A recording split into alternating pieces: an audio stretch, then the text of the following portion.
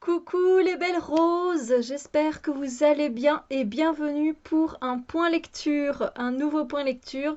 Je vais vous présenter aujourd'hui deux livres que je viens de terminer il n'y a pas longtemps. Je viens vous présenter Agatha Raisin Enquête, Remède de cheval de MC Beaton aux éditions Albin Michel et je viens aussi vous présenter Babelcorp Genesis 11 de Scott Reingen aux éditions Milan. Alors, ce sont deux lectures qui m'ont vraiment bien plu, je dois l'avouer. Je pense que j'ai mis un 4 sur 5 pour les deux lectures. Donc un 4 sur 5, c'est vraiment de très bonnes lectures. Alors, on va commencer peut-être par celle que je viens de terminer, qui n'est autre que Agatha Raisin, Enquête, Remède de cheval de MC Beaton. Donc, c'est le deuxième tome de la saga. Il y en a 23 écrits en anglais et sortis en anglais, et il y en a 18 qui ont été traduits en français. Alors, c'est pas des gros livres, franchement, et en plus, ils se lisent vraiment très vite. C'est très aéré, et l'écriture est très fluide, et ils font à peu près... ouais, à peu près 250, 260 pages. Donc voilà, ça dépasse. Enfin, les deux premiers que j'ai lus ne dépassaient pas les 300 pages. Donc voilà. Alors, comment est-ce que.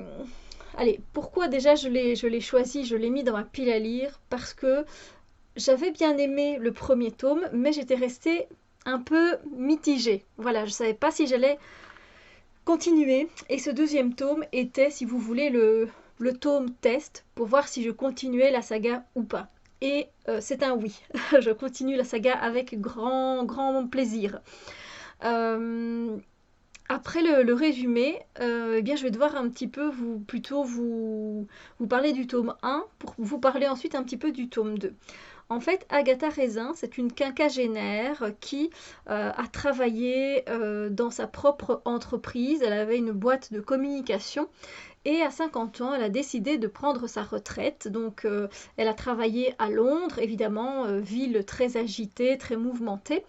Et elle a décidé qu'à sa retraite, elle partirait vivre dans un cottage plus au nord, exactement dans les Cotswolds. Et dans la ville de Cotswolds, c'est très calme, c'est la campagne anglaise, hein, donc c'est totalement différent de Londres. Agatha a toujours été habituée à travailler, à bouger, à faire quelque chose. Et là, finalement, donc dans le premier tome, elle se retrouve un peu seule et elle se dit mais qu'est-ce que je suis venue faire ici en fait. Elle voit que c'est vraiment très calme. Oui, alors il y a bien les voisins qui viennent lui dire bonjour, etc. Mais bon, elle n'est pas trop... Voilà, au début, elle reste un peu sur la réserve. Elle ne sait pas trop à qui vraiment se fier, etc. Euh, et elle en est même un peu à regretter son choix quoi, d'être venue s'installer dans la campagne anglaise. Et Agatha, pour, on va dire, se faire bien voir et pour un petit peu aller rentrer dans la communauté de cette ville, elle voit qu'il y a un concours de quiche.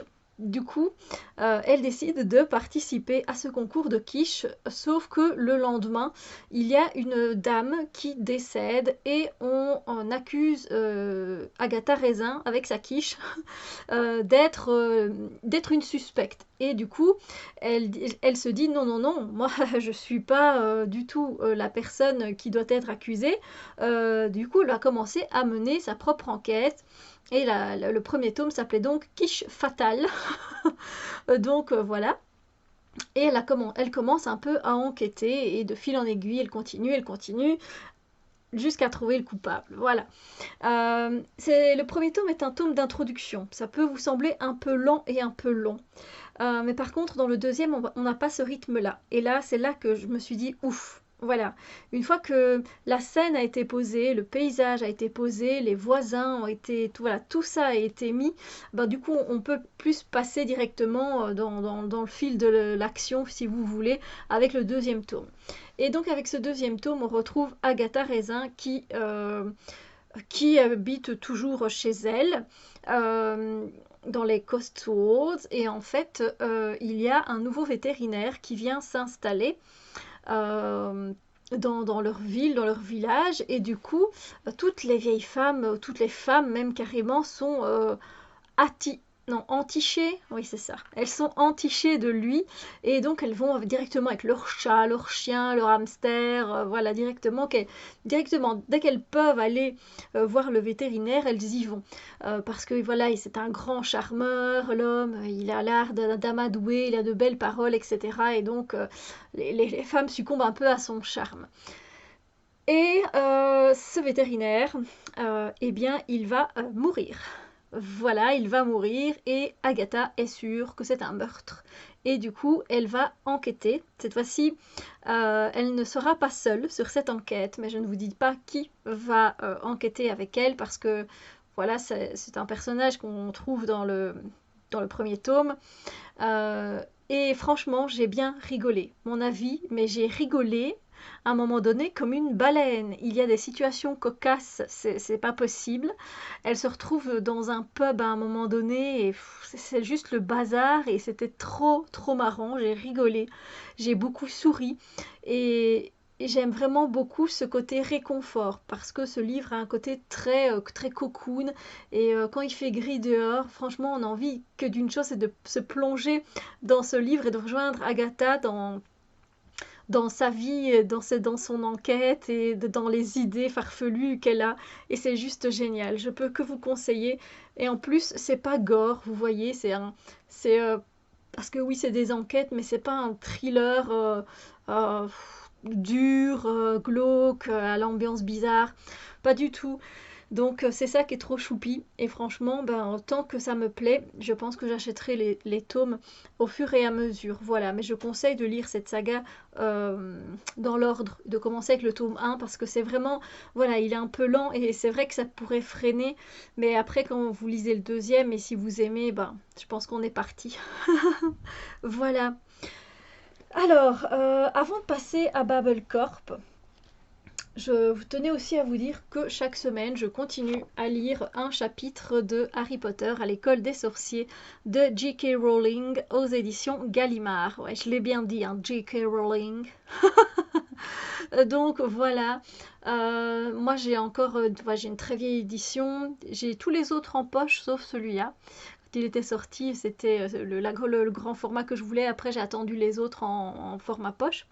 Je les avais tous eu pour un de mes anniversaires. J'ai eu de la chance. Et du coup, voilà, je vais devoir lire le chapitre 8 la semaine prochaine, qui est le maître des potions. Donc, on sera donc avec Rogue, n'est-ce pas? Et là, je viens de lire le Choixpeau magique, et c'était très chouette, évidemment. Voilà. Et du coup, je suis toujours avec mon petit Hagrid, bien sûr. Et c'est toujours un grand plaisir de me replonger dans la lecture de Harry Potter. Vraiment. Du coup, maintenant, avant Agatha Raisin, j'ai lu Babel Corp et je suis bien contente de l'avoir mis avant et puis celui-ci après. Parce que Babel Corp, j'ai bien aimé.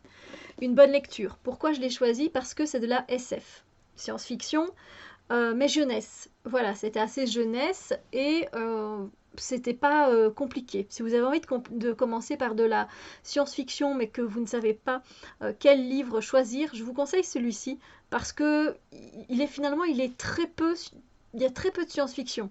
Et je pense que c'est dans le deuxième et peut-être dans, je ne sais pas si c'est une duologie ou une trilogie, mais en tous les cas, ce sera sûrement après que le côté SF va se développer. Enfin, je l'espère. Parce qu'ici, à part le fait qu'on est dans un vaisseau et qu'on parle d'une autre planète et qu'ils font quelques exercices et qu'ils manipulent une matière qui vient d'une autre planète, à part ça, on n'a pas tant l'impression d'être dans de la science-fiction. Voilà, comme ça vous êtes avertis. Alors, Babel Corp, c'est une... donc moi j'ai choisi parce que c'est de la SF et que j'avais envie de lire ce livre. La couverture est magnifique en plus.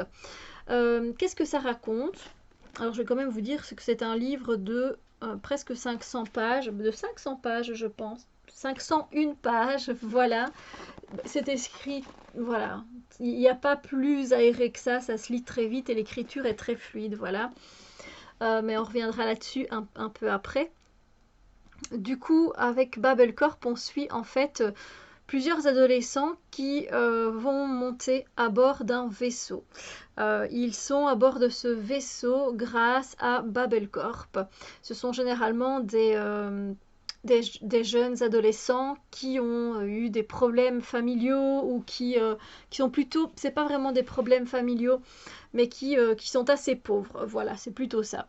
Par exemple, dans le cas de Emmett, que l'on va suivre, lui, c'est sa maman qui est atteinte du cancer et ils n'ont clairement pas l'argent pour la guérir. Et donc, à partir du moment où il signe avec Babelcorp, eh bien, directement, les traitements, ils commencent. Voilà.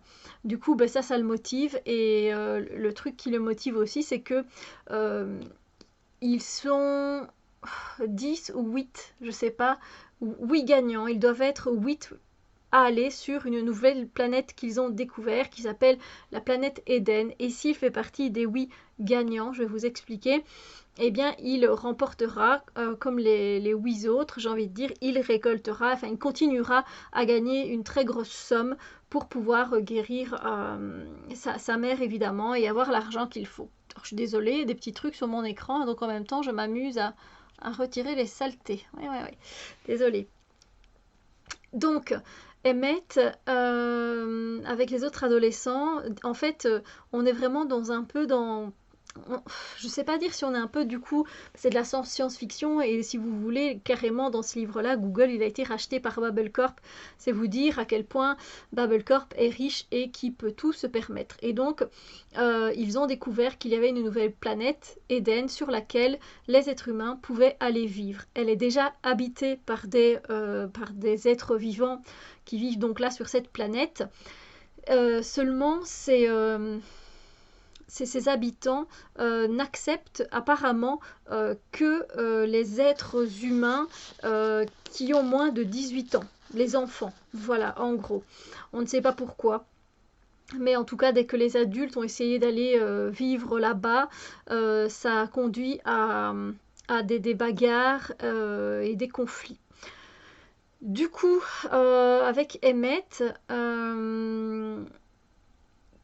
comment expliquer ça, pour gagner leur place, en fait, faire partie des 8 gagnants sur les 10, je pense qu'ils sont, ils vont devoir faire des épreuves. Et donc les épreuves, elles débutent à peine qu'ils ont entamé la montée vers cette planète Eden. Et donc ils ont 100 jours, je pense que c'est 100 jours, il faut 100 jours pour aller jusqu'à Eden.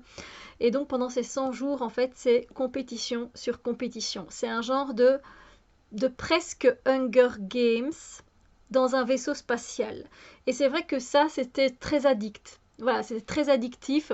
On avait envie de tourner les pages, on avait envie de savoir qui était le plus haut dans le classement, où se mettaient les personnes. C'était vraiment sympa. Et moi, franchement, c'est la fin qui m'a scotché. La fin m'a scotché et j'ai trop envie de savoir la suite. Voilà, quand ils vont du coup aller sur Eden. Mais voilà, c'est bourré d'action, c'est bourré de jeux, de compétition.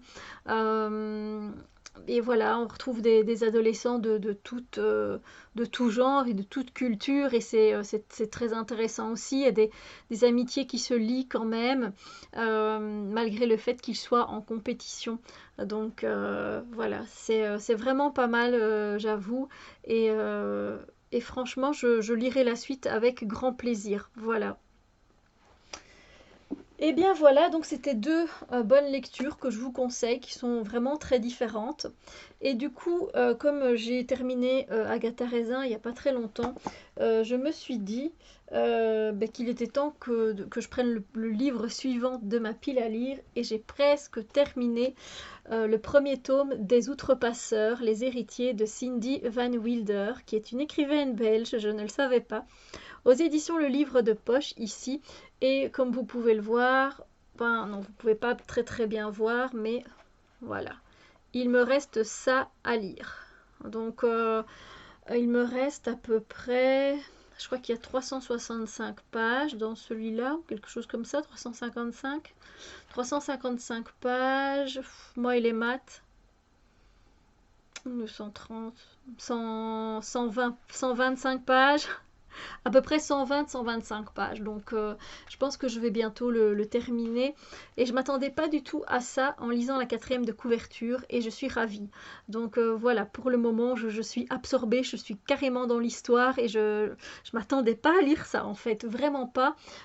Quand j'ai lu la 4e de couverture, c'est comme si finalement je n'avais pas lu de 4e de couverture. C'était... Enfin, pour le moment, ça m'interpelle beaucoup. J'espère que ça va continuer jusqu'à la fin et que j'aurai envie de lire le tome 2 que je n'ai pas en ma possession. Mais voilà, pas de souci, on peut vite y remédier, surtout que c'est un livre de poche, donc c'est beaucoup moins cher, évidemment. Voilà, et ben, je viendrai vous en dire plus dans le prochain point lecture pour le coup. Voilà, alors si vous avez fait des lectures, si enfin, vous faites des lectures, si vous avez lu des livres, que ce soit de fiction, de non-fiction, et qui vous ont plu ou qui ne vous ont pas plu, n'hésitez pas à me mettre tout ça en commentaire, ça me fera super plaisir. Ou si vous avez aussi envie ou déjà lu Agatha Raisin et de me donner votre avis personnel, ou encore si ça vous tente de lire de la SF et de débuter et que ça vous tente, ou voilà, ou ce que vous en avez pensé si vous l'avez lu. Voilà, n'hésitez pas à me dire, ça me fera super plaisir. Et puis même venir me parler aussi d'Harry Potter, n'hésitez pas. Et si vous avez même lu Les Outrepasseurs, n'hésitez pas à venir m'en parler. Vraiment, bref, peu importe votre lecture, n'hésitez pas à me la partager. C'est une chaîne de partage, ne l'oubliez pas. Sur ce, ben, je vous souhaite une très belle journée, soirée, matinée, etc. Je vous envoie plein de bisous lumineux sur vos cœurs et je vous dis à très bientôt. Bye!